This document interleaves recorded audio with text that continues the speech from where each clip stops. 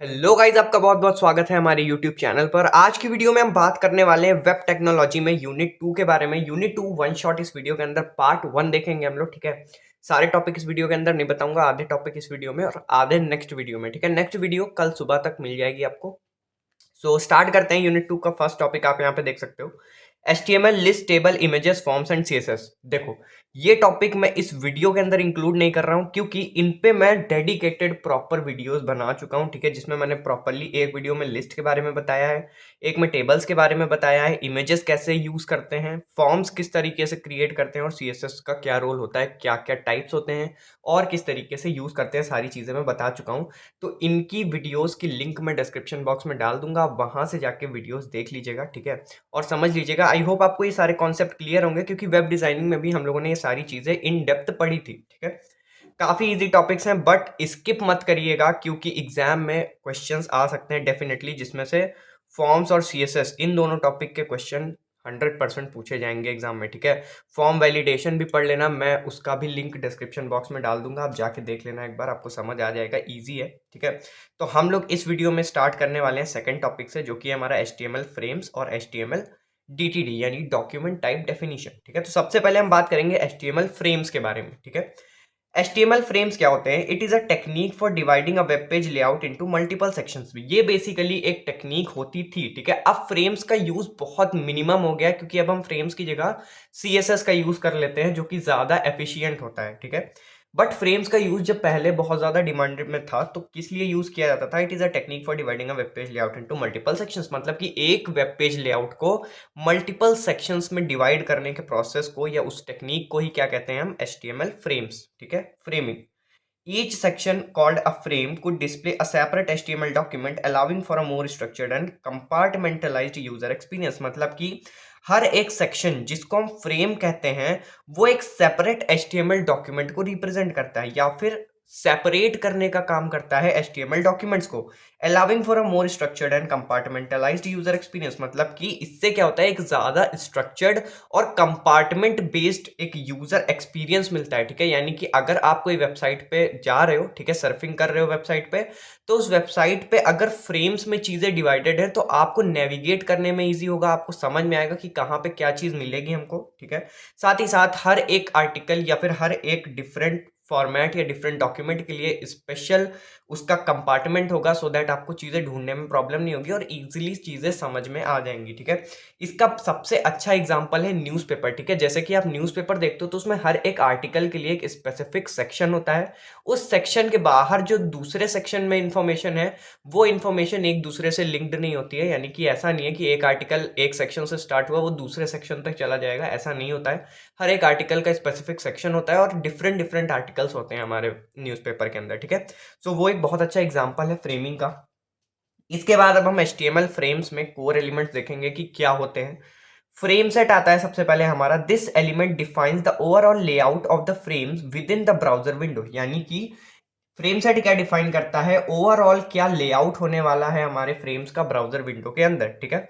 It replaces the standard body tag in a frame set document. ये मतलब जिस तरीके से बॉडी टैग का हम यूज करते थे उसी तरीके से हम फ्रेम सेट टैग का यूज करते हैं हमारे स्टैंडर्ड, आप कह सकते हो, वेबसाइट डिजाइनिंग के लिए या ब्राउजर डॉक्यूमेंट को डिजाइन करने के लिए, ठीक है। Frame, this element defines an individual frame with in the frame set. अब फ्रेम क्या करता है? फ्रेम सेट के अंदर इंडिविजुअल फ्रेम्स को डिजाइन करता है या फिर डिफाइन करता है। क्यों? जैसे कि बॉडी के अंदर हम लोग के कुछ स्पेसिफिक टैग्स होते हैं। जैसे बॉडी के अंदर अगर हमें हेडिंग लिखनी है तो हम H1 टैग का यूज करेंगे, H1 या H6, H3, H4, H5 किसी भी टैग का आप यूज कर सकते हो, ठीक है। इसके अंदर पैराग्राफ लिखना है तो आप P टैग का यूज कर सकते हो, बट ये सारी चीजें किसके अंदर होती हैं? बॉडी टैग के अंदर। सेम उसी तरीके से फ्रेम सेट के अंदर फ्रेम टैग्स होते हैं जो डिफाइन करते हैं इंडिविजुअल फ्रेम्स को, ठीक है। अलग अलग फ्रेम्स के लिए अलग अलग फ्रेम टैग का यूज होता है, ठीक है। आगे बढ़ते हैं। Layout and attributes. Frame can be arranged horizontally using the rows attribute of the frameset tag. Attribute की अगर बात की जाए तो रोज नाम का एट्रीब्यूट एक होता है जिसका हम यूज करके क्या कर सकते हैं? फ्रेम्स को हॉरिजॉन्टली अरेंज कर सकते हैं फ्रेम सेट टैग के साथ, रोज एट्रीब्यूट को यूज करके, ठीक है। Vertical arrangements are achieved using the column attribute. Same उसी तरीके से फ्रेम टैग के साथ अगर आप एट्रीब्यूट में कॉलम कॉल्स का यूज करोगे तो आपका वर्टिकली अरेंज हो जाएंगे फ्रेम्स, ठीक है।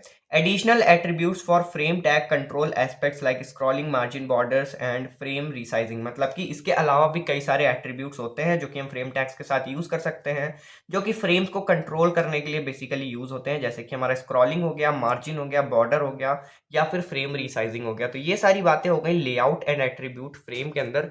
आगे बढ़ते हैं और अब हम बात करेंगे डिसएडवांटेजेस, यानी फ्रेम्स के डिसएडवांटेज क्या है, क्यों नहीं यूज किया जाता फ्रेम्स को। Can cause problem for user with screen readers and make navigation challenging. देखो, अब अगर मैं कंपैरेटिवली बात करूं तो देखो, एक चीज तो है कि फ्रेम्स में जैसे कि मैंने स्टार्टिंग में बोला था नेविगेट करना इजी होता है, ठीक है, बट अगर सीएसएस के कंपैरिजन में आप देखोगे तो नेविगेशन काफी ज्यादा डिफिकल्ट है, ठीक है।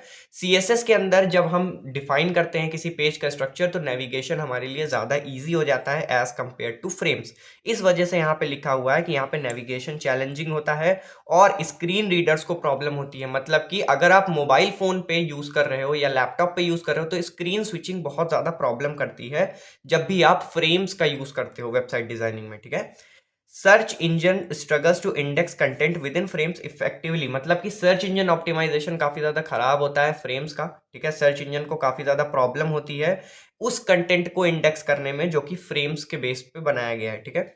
लेस रेस्पॉन्सिवनेस, वही चीज है, स्क्रीन साइजेस अलग अलग अडेप्ट करने में बहुत ही ज्यादा वीक होता है ये, ठीक है। इस वजह से इसको लेस रेस्पॉन्सिवनेस इसका दिया गया डिसएडवांटेज।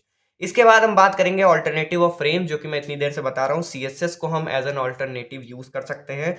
एक पॉइंट पे आप कह सकते हो कि HTML5 जो आज की डेट में यूज हो रहा है वो भी आप इसका ऑल्टरनेटिव की तरह यूज कर सकते हो, बट मोस्टली CSS यूज होता है, that is cascading style sheet layouts offer a more flexible and accessible approach to website layout. वही चीज यहाँ पे लिखी हुई है, it is more responsive across devices within micro sectional, sorry within multi sectional layout. मतलब कि CSS का यूज हम करते हैं इसकी जगह पे, फ्रेम्स की जगह पे, क्योंकि CSS कंपैरेटिवली ज्यादा फ्लेक्सिबल है, ठीक है।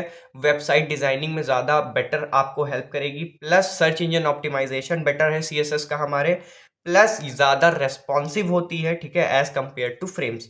सो आप इसको एज एन अल्टरनेटिव यूज कर सकते हो। ये इतनी चीजें आप लिख सकते हो अगर आपको एग्जाम में आ जाता है कि HTML फ्रेम्स डिफाइन करना है, ठीक है।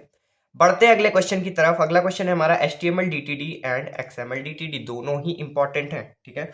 Data document type definition and document type definition for extensible markup language and hyper text markup language.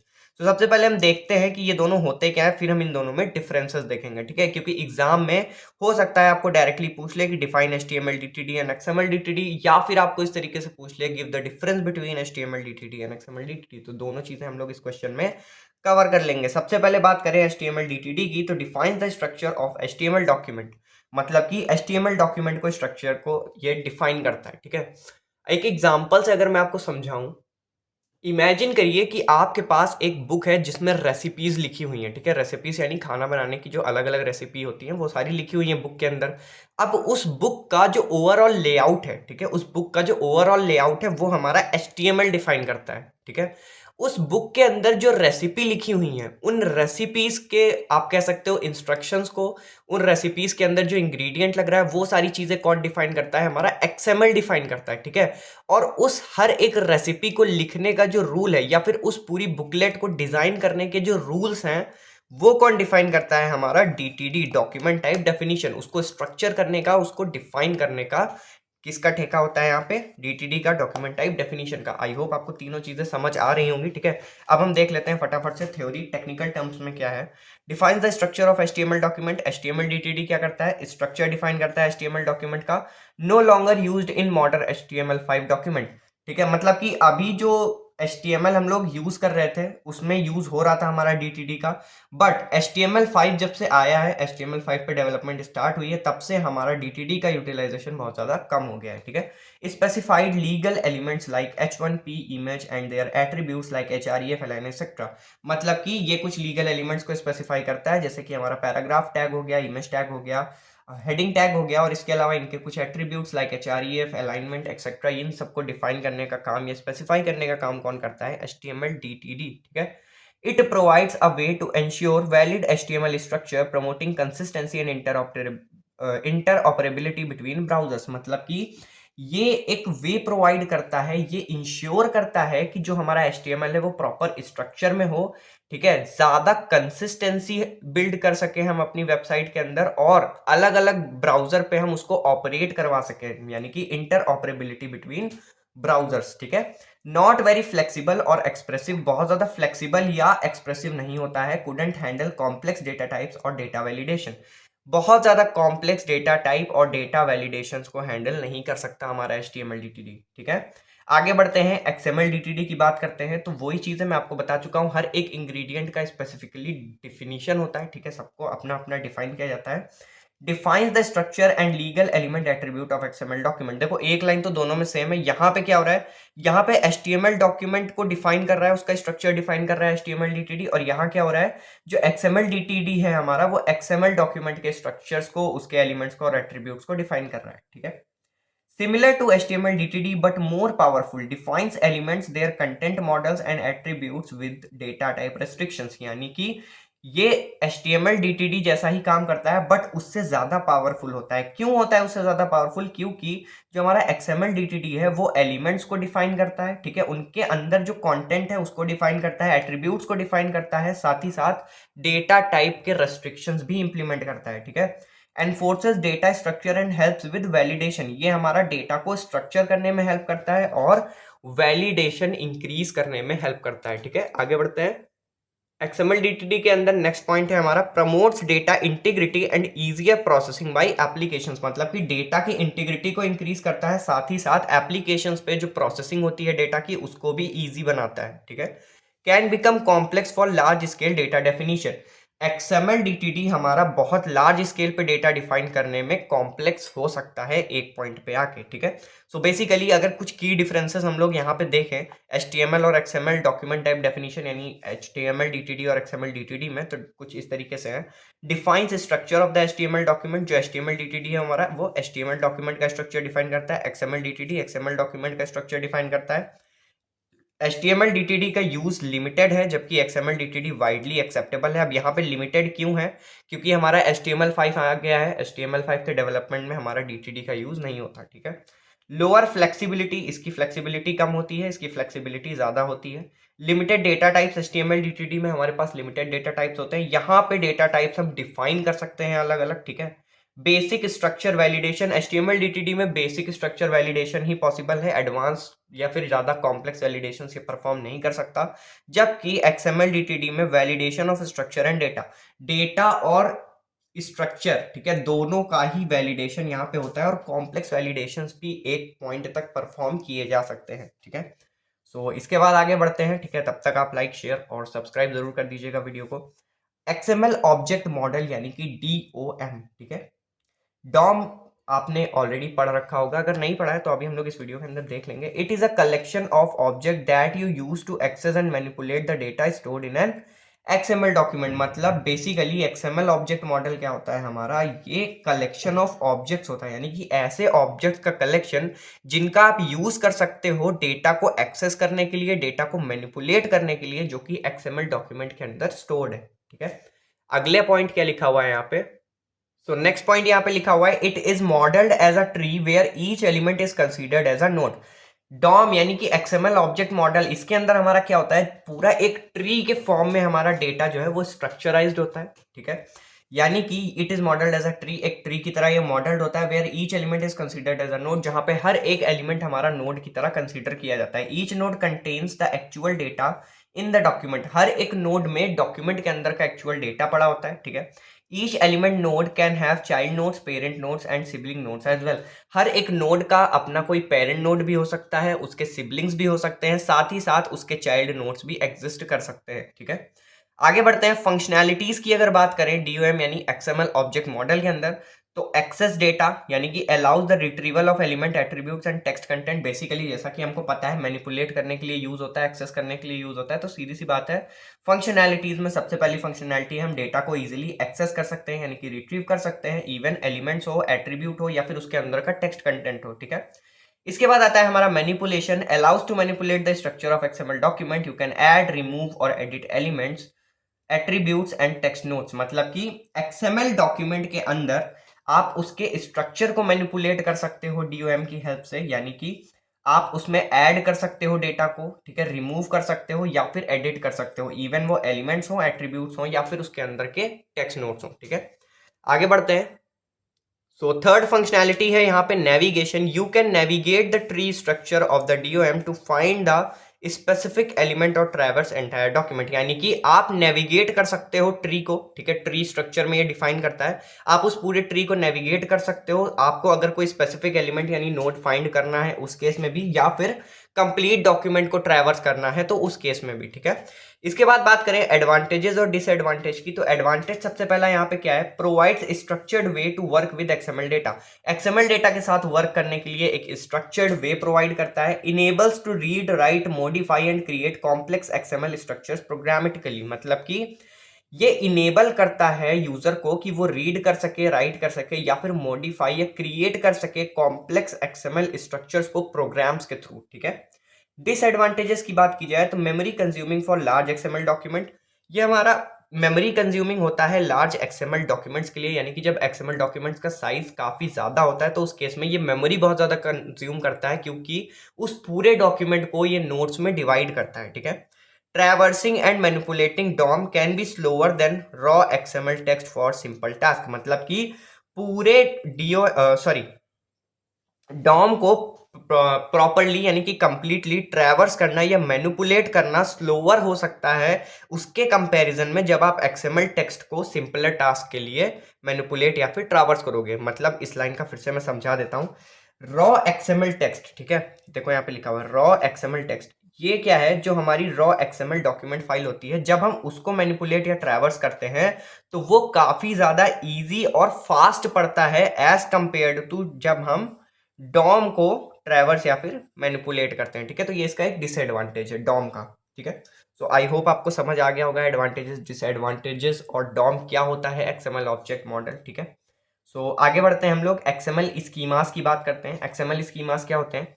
N XML schema is the formal description that defines the legal building block and structure of an XML document. मतलब so XML schemas basically एक formal description होता है जो ये define करता है कि जो हमारा एक्सएमएल डॉक्यूमेंट है वो किस तरीके से स्ट्रक्चर्ड हो और किस तरीके से डिफाइन हो, ठीक है।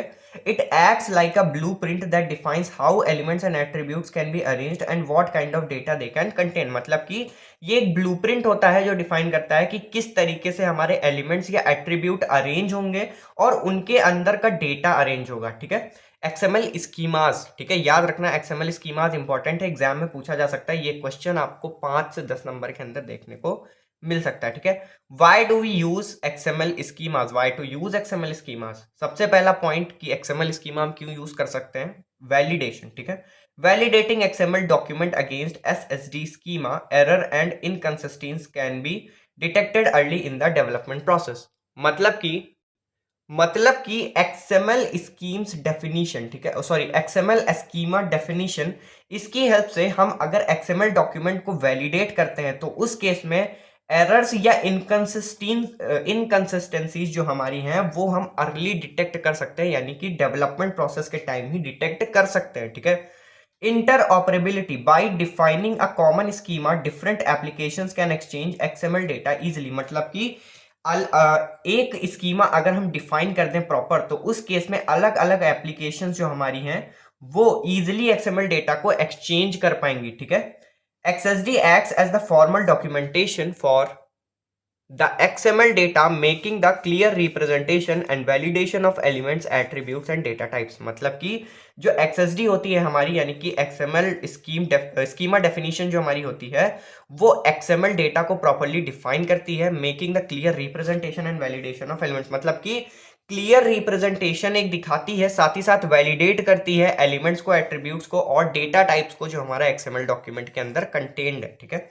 Reusability, schemas can be reused across multiple XML document, increasing consistency and defining the structure। मतलब कि schemas को रीयूज किया जा सकता है अलग अलग XML डॉक्यूमेंट्स के लिए, जो कि हमारा कंसिस्टेंसी और स्ट्रक्चर डेफिनेशन को इंक्रीज कर देगा, ठीक है। Extensibility, schema offers creating custom data types or extending existing ones, making it adaptable to complex data needs। तो ये एक काफ़ी इंपॉर्टेंट एस्पेक्ट है। क्यों? क्योंकि स्कीमा हमें ऑफर करती हैं कि हम डेटा टाइप्स को कस्टमाइज कर सकें अपनी रिक्वायरमेंट के अकॉर्डिंग, साथ ही साथ जो एग्जिस्टिंग डेटा टाइप्स हैं हम उनको भी एक्सटेंड कर सकें अपनी रिक्वायरमेंट के अकॉर्डिंग, सो दैट वो हमारा कॉम्प्लेक्स डेटा नीड्स जो आएंगी एक्सएमएल के अंदर उससे अडेप्ट हो सके। ठीक है। How XML schemas are used, किस तरीके से एक्सएमएल स्कीमा हम यूज करते हैं। XML schema are typically created using dedicated schema language like XSD, यानी कि एक्सएमएल स्कीमा डेफिनेशन, मतलब कि एक्सएमएल स्कीमा जो है वो हमारा कुछ डेडिकेटेड स्कीमा लैंग्वेजेस के थ्रू क्रिएट किया जाता है, जैसे कि एक्सएसडी हमारी वन ऑफ विच है। ठीक है। एक्सएमएल स्कीमा डेफिनेशन होती है हमारी एक्सएसडी। ठीक है, याद रखना। ये वर्कफ्लो की अगर बात करें तो डिफाइन द स्कीमा, सबसे पहला टास्क हमारा क्या होता है, स्कीमा को डिफाइन करना है। An XSD document is created specifying the elements, attributes, data types and constants for the XML data. मतलब कि एक एक्सएसडी डॉक्यूमेंट यानी कि XML schema definition document create होता है जिसमें क्या डिटेल्स होती हैं कि किस तरीके से एलिमेंट्स, एट्रीब्यूट्स, डेटा टाइप्स और उसके अंदर के कॉन्स्टेंट्स हमारे डिफाइंड होंगे। ठीक है।